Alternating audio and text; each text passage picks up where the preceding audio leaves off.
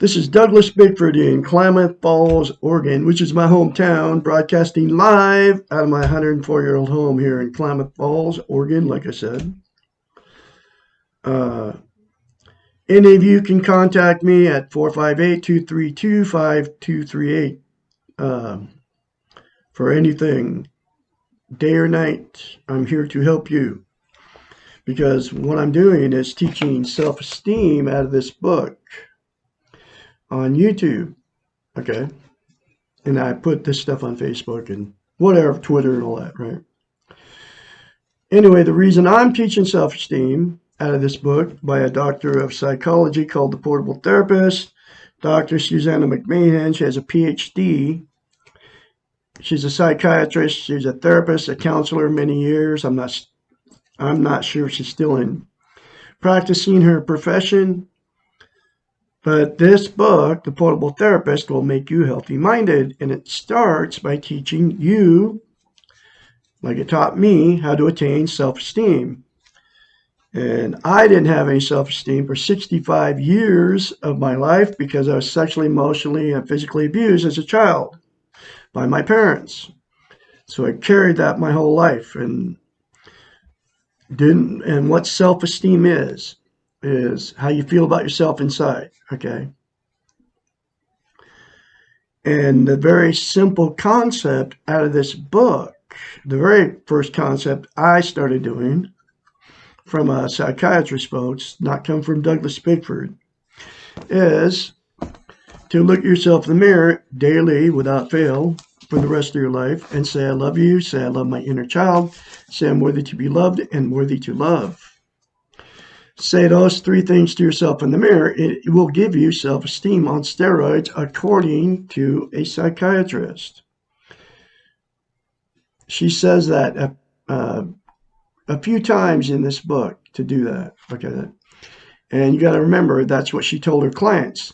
In fact, when her clients would go through therapy with her, she wrote this book for her clients to give it to them as one of their parting. When they got done with their therapy session, she sent them on their way with this book, okay?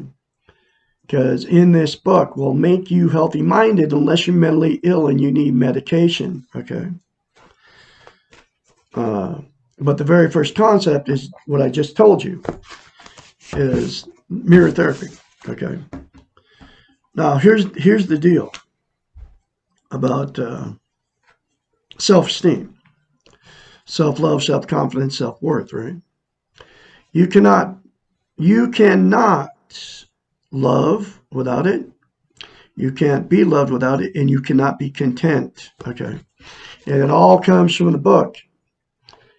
And this is what she taught me, and it made me healthy-minded. The first thing I got from this book was self-esteem, and it was because of mirror therapy. Okay, because I did it immediately as soon as I read it in this book. Okay, and since you can't love without it, and you can't be loved without it, and you can't be content without it, I've been married 4 times because I went into relationships without self-esteem. And what we attract without self-esteem is somebody just like us. So you'll get in a relationship, whether you marry them or don't marry them. Any romantic relationship, you go in needing each other without self-esteem. So it'll always turn toxic, okay? That's what the fights and the arguments and all that going on between you two, and you all been in toxic relationships. We all have. And it's because you don't have any self-esteem. Because you'll get somebody just like you. They can't love you and they can't be loved. Just like you can't love and be loved. So you'll get somebody just like you that won't love you. Okay? That's what I've done 4 times. That's why I've been married 4 times. And divorced 4 times. Okay? And we get ourselves in toxic relationships without self-esteem. That's just the way it is. The 3 things in the mirror will give you self-esteem. But here's what people do that don't have self-esteem. I did the same thing to try to be content, because you cannot be content without self-esteem. And content is inner peace, okay? But what people do to try to be content is you use drugs, alcohol, sex, TV, food, religion, you use another person, use material possessions, or you use money to try to be content. And absolutely none of those will ever make you content. So people use, you use, just like I used, I don't anymore, those 9 things to be content, okay? Drugs, okay, you'll, whatever, however you do it, smoke it, vape it, or, you know, and you can include caffeine and nicotine in the drugs, because caffeine's a drug just like nicotine is, okay? No matter where you get it from, whether you get it from coffee, Red Bull, whatever, whether you take caffeine pills, it's a drug, okay? Marijuana is a big one. They're all big, okay? Heroin, all the illegal drugs, heroin, methamphetamines, cocaine, all that stuff, right? Prescription pills that you get from your doctor, right? That are legal because you got a prescription for it. But all the drugs, what you use them for, and I mean, unless you're using them for pain or whatever, you got some chronic pain that won't go away unless you take a, you know, something for it to make the pain go away. What you use them for most of the time is to make yourself feel better, okay? And it never lasts. That high never lasts. So you have to do more. You have to smoke more pot, or you have to take more pills, or you have to snort more methamphetamine, or smoke it, or whatever. You know, all of it. You have to take more. It's always temporary. The same thing with alcohol. Okay. Beer, wine, doesn't matter. Hard liquor. You drink it, you get the warm fuzzy feeling. You'll know what I'm talking about. And then it goes away. You drink more so you can get that warm fuzzy feeling. It's always temporary, okay? And you're trying to make yourself content with, they're called externals. All these things are called externals, and it comes out of this book. You'll never get content with all this stuff. Drugs, alcohol, sex. You have sex, it makes you feel good while you're doing it, and then it never lasts, and you have to have more sex to get the same good feeling. And television, same thing. You turn the television on, the boob tube. Sit in front of it. While you're sitting in front of it, feels good, you know. And then as soon as you turn it off, it goes away. Right? As long as you're sitting in front of it, you feel good, okay? Food, same thing. You eat, you're hungry, you eat. You feel good because you feel full. But then a lot of times people keep eating to make themselves feel better, okay? Because it feels good to eat. So you eat more, and then you get overweight. There's a lot of people doing it, okay, in the United States to make themselves feel better. You know the results of it. You walk around and you see people that are way overweight everywhere you go.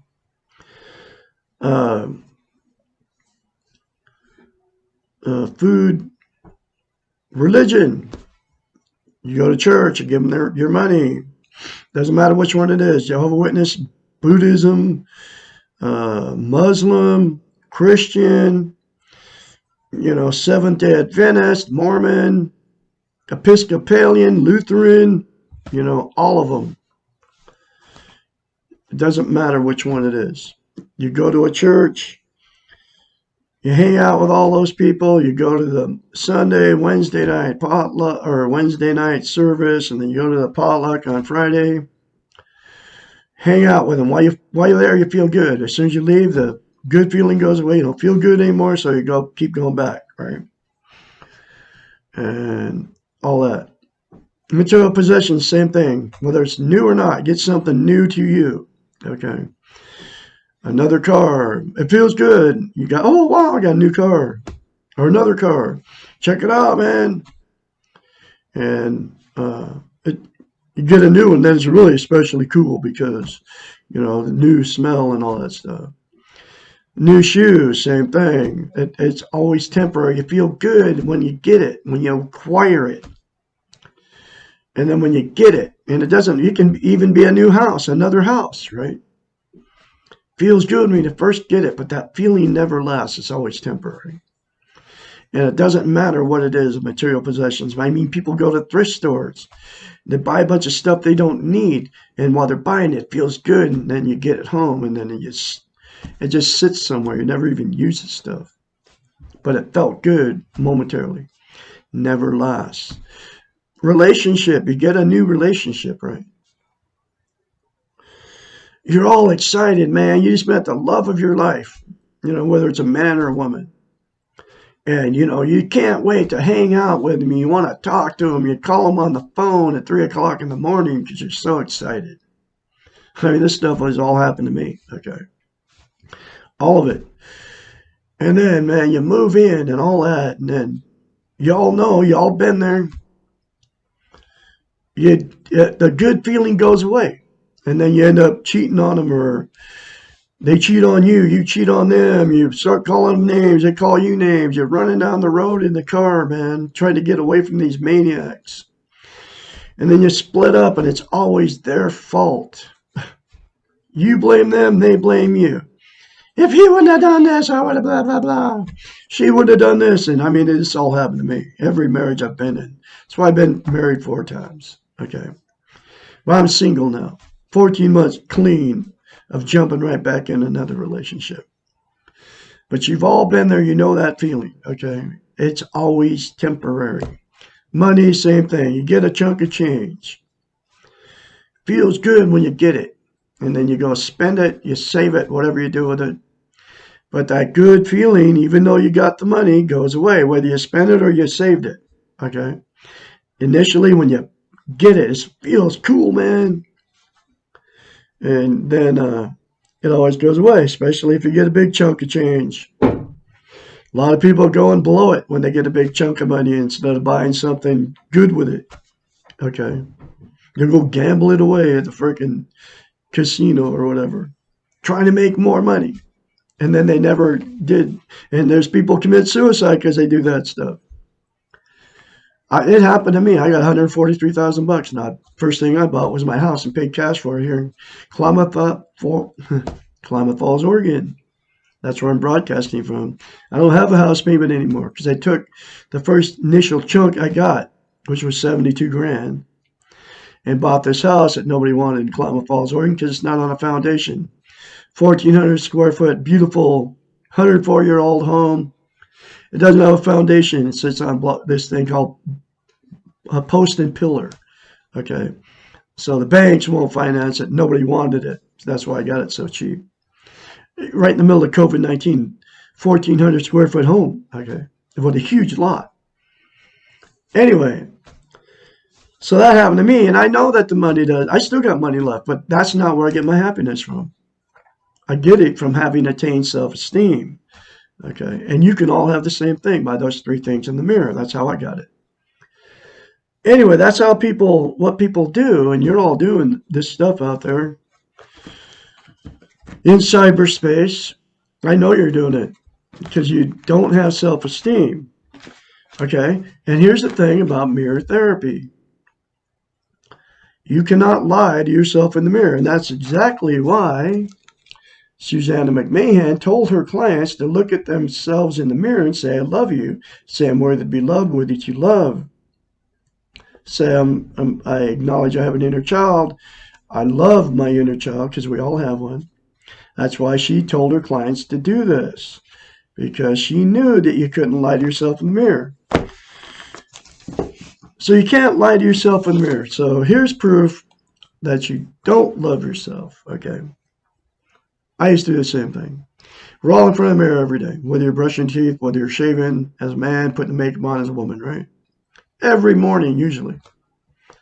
100%, I can confidently say 100% of the population is sitting in front of the mirror every day. At least one time.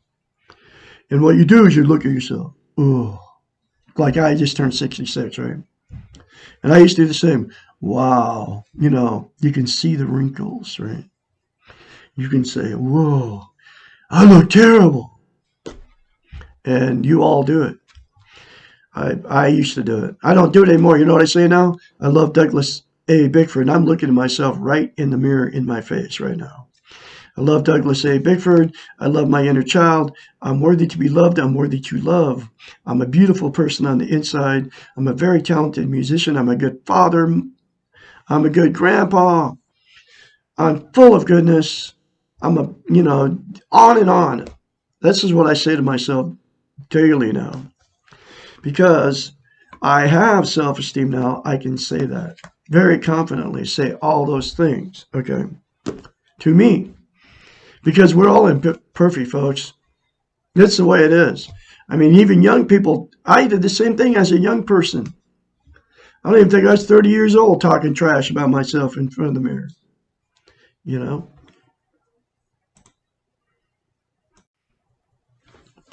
But you know why that I can say all those positive things to myself in the mirror? One of them is, I love you, Douglas A. Bickford. I love my inner child. I'm worthy to be loved. Because now I believe it. But the very first time I said it, I had to force myself to do it. I was just like all you out there. When I read it in this book, man, it's like, I can't do that.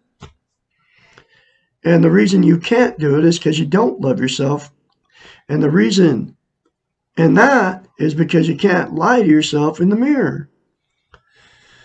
You can say bad things about yourself in the mirror because that's what you believe.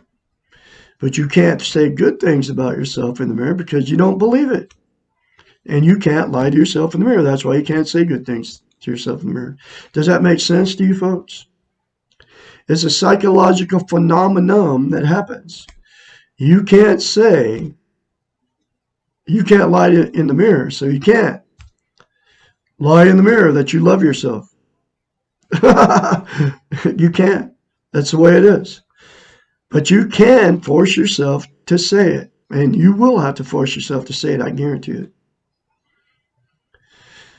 But you just force yourself to do it. Just go, I love you. It'll feel really strange and weird, folks. I kid you not. Force yourself to do it and force yourself to do it until you feel it and believe it. Because the more you say it, the more you'll feel it and the more you'll believe it. And it all comes out of this book right here from a psychiatrist. But I know it works because it worked on me. Okay. And then you won't have to use those 9 things to try to be content because you have it in you. Once you love yourself and attain self-esteem, you won't destroy your body anymore with drugs, alcohol, sex, TV, your body and your mind with drugs, alcohol, sex, TV, religion, food, another person, material possessions, money. You won't. You won't be able to because you love yourself. You won't be able to say bad stuff about yourself in the mirror. You'll always say good stuff to yourself in the mirror because you'll love yourself. And the proof that you don't love yourself, right, is that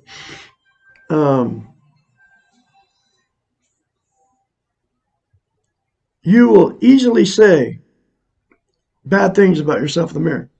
Okay? Now you got to think about this. If you just met a person, right? You know, whether it's man or woman, a brand new relationship, would you ever look in their face and say, you are terrible? You look old, you know. You all got all those wrinkles. Would you ever say that to them? No, you wouldn't, because you want them to love you. And you're falling in love with them, right? That would be a negative thing.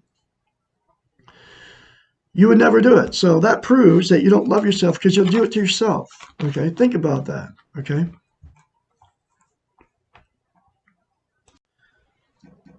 Okay, so all that said and done, and it's all true, folks. All right, I'm going through the book, Portable Therapist, this book, one chapter at a time, teaching self-esteem. And this next chapter is chapter 66, what is a good relationship? One way to think about relationships is to visualize a continuum. Narcissistic, healthy, codependent. And there's the graph right there, okay? Okay, so that's what this talks about. Healthy relationships exist in the middle of the band of this continuum with flexibility to change, which is healthy, right? And you got narcissist on one side and codependent on the other side. Good relationships mean that no one involved in the relationship ever gets to the end point in either direction, and no one stays in one place for very long. We all know what narcissists look like. These are the people who cannot give to others, but who expect others to give everything to them.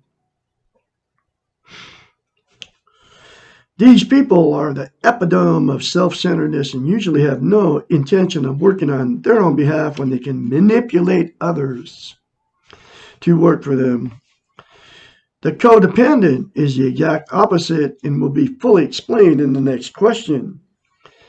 This continuum shows that healthy relationships exist in the middle between too much giving and too much taking. So in the healthy spot, okay? A good relationship is also comprised of mutual respect and kindness to the self and to the other. These are probably the two most important qualities of good long-term relationship. These qualities can be, and often are, more critical to the relationship than love. If love means respect and kindness, then love is critical. However, too often, what we define as love really means neediness, and we treat the ones we love without respect and without kindness. If what we call love is really masquerading as love, then it will not produce a good relationship. A good relationship is also comprised of trust, acceptance, communication, a genuine liking for the other person, and a willingness to compromise at times. There must be a recognition of the other as a separate person from ourselves, with his or her own needs and values and choices. There are things about each of us that are separate from the other person and separate from the relationship, and this holds true for the other as well. Good relationships are not about constant closeness or consistent sharing and agreement. These attributes can quickly become suffocating and boring. One important reason to have relationships is to challenge ourselves into growth and development. This growth and development cannot take place in a threatening or scary environment. Thus, a good, healthy relationship provides a safe, secure, encouraging place in this crazy world in which we can be ourselves without pretense.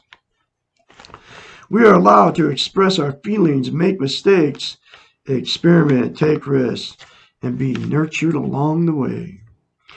In addition to providing support and nurturance, a good relationship also provides stimulation and sometimes a good kick in the pants. One of the problems today is having a good relationship is that there are very few long-term models available to emulate. Our society, the Western model, has taught us that sexual attraction and addiction to the other are critical components for our relationships. It has also taught us that the purpose for having a relationship is to get our needs met through the other. The only way to get past this training is to recognize that the first and most important relationship that you can have is the one that you have with yourself. And that's why you have to have self-esteem before you can get in a healthy relationship. So you can love yourself first before you get in a relationship. Otherwise, it'll be unhealthy. All your relationships will follow from that. after you love yourself. You can never have a better relationship with someone else than you do with yourself. No one else can love you the way you want to be loved. No one else can fill your needs. Another very powerful chapter for you folks. I will have another chapter for you tomorrow, which is number 67. What is codependent? How can I stop being one? Tune in to watch that next video. Remember that you were born good. You will leave good. Say, I love you in the mirror. Say, I love my inner child. Say, I'm worthy to be loved. Say, I'm worthy to love. I can be your mentor. Call me anytime, day or night, 458-232-5238. You're all beautiful people out there. And I'll talk to you tomorrow. Have a great day out there on the 28th of December 2021.